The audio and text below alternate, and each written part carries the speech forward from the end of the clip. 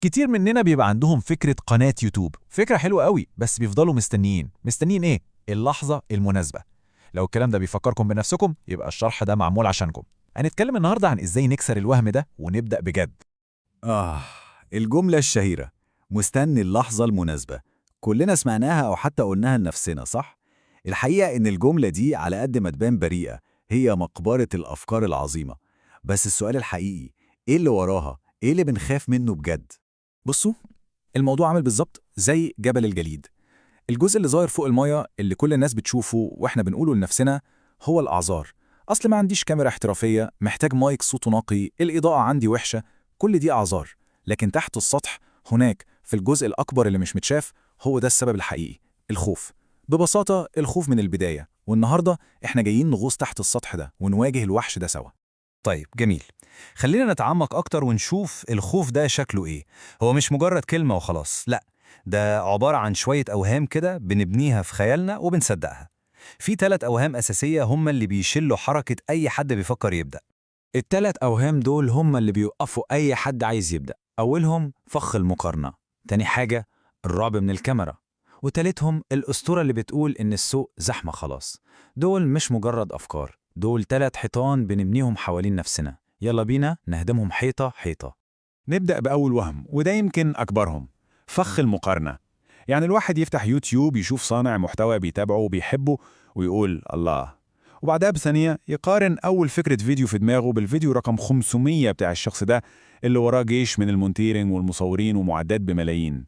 دي مش مقارنة عادلة أبدا، دي عملية اغتيال لأي حماس لسه بيتولد. الوهم التاني، وده إحساس طبيعي جدا على فكرة، هو الخوف من الكاميرا. الإحساس ده اللي بيقولك شكلك مش أحسن حاجة، صوتك غريب، هتتلخبط في الكلام. كلنا بنحس بكده في الأول، ومفيش حد اتولد مذيع محترف قدام الكاميرا. ده شعور مؤقت وبيختفي مع أول فيديو وتاني فيديو وتالت فيديو، صدقوني. ونيجي للوهم التالت واللذيذ قوي: أسطورة تشبع السوق. يا عم خلاص، كل حاجة اتقالت، هقول الجديد أنا: السوق مليان ومفيش مكان ليا. دي الحجة المثالية عشان الواحد يفضل قاعد مكانه وما يعملش أي حاجة. الحقيقة إن السوق مش بيتشبع، السوق بيتنوع، ودايما في مكان لصوت جديد، لوجهة نظر مختلفة، ولشخصية فريدة. طيب كده احنا فكينا الأوهام وعرفنا إنها مجرد أفكار في دماغنا. السؤال دلوقتي، نعمل إيه؟ إيه اللي محتاجينه بجد عشان نبدأ؟ دلوقتي هنقلب الصفحة من المشكلة للحل، وهتتفاجئوا ببساطة الموضوع. فيا ترى إيه هي العدة الحقيقية المطلوبة للبداية؟ هل فعلا لازم نحوش آلاف الجنيهات ونشتري استوديو كامل قبل ما نقول أكشن؟ والإجابة ممكن تصدم ناس كتير ببساطتها. الموضوع كله مش محتاج أكتر من 3 حاجات. أيوة، 3 بس. أول حاجة، موبايل فيه كاميرا. أي موبايل، مش لازم آيفون آخر موديل. تاني حاجة، مكان هادي، يعني ممكن أوضتك بعد ما كل البيت ينام أو حتى جوه العربية. تالت حاجة ودي الأهم، فكرة واحدة بس واضحة. شفتوا إزاي الموضوع بسيط؟ أيوة والله، هو ده كل المطلوب. الكاميرا بروفيشنال والمايك اللي بيفلتر والإضاءة السينمائية، كل دي حاجات حلوة ومهمة، بس بعدين ممكن تيجي في مرحلة تانية لما القناة تكبر، لكنها أبداً مش من شروط البداية. البداية محتاجة فعل مش معدات. تمام قوي. دلوقتي معانا الأدوات في إيدينا، الخطوة اللي بعد كده إيه؟ الأهم طبعا. هنقول إيه؟ يلا نخطط لأول فيديو.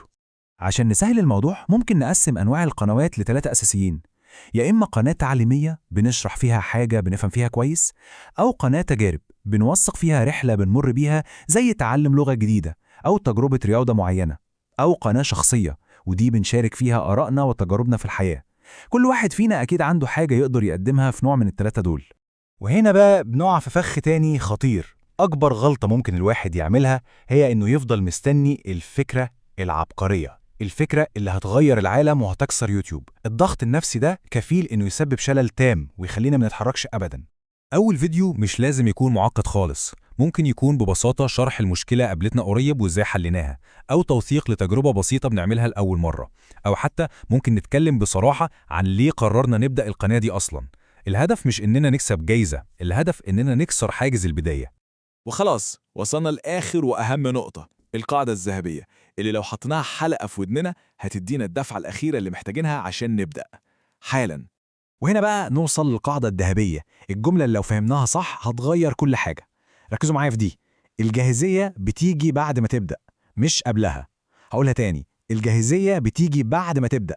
يعني إيه؟ يعني عمر ما هيجي يوم نصحى من النوم نحس إننا جاهزين 100%. الإحساس ده وهم. الجاهزية الحقيقية بتتخلق مع كل فيديو بنعمله، مع كل غلطة بنتعلم منها، بتتخلق بالفعل مش بالانتظار. فلازم دايما نفتكر أول فيديو مش مطلوب منه يكون مثالي أو كامل أبدا.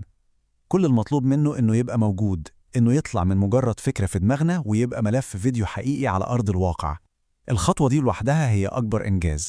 أول فيديو مش لازم يكون تحفة فنية، المهم بس إنه يتعمل.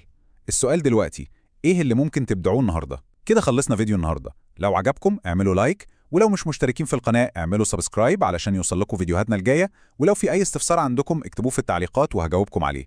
بتمنى لكم الاستفادة دايما، وأشوفكم على خير في الفيديوهات القادمة.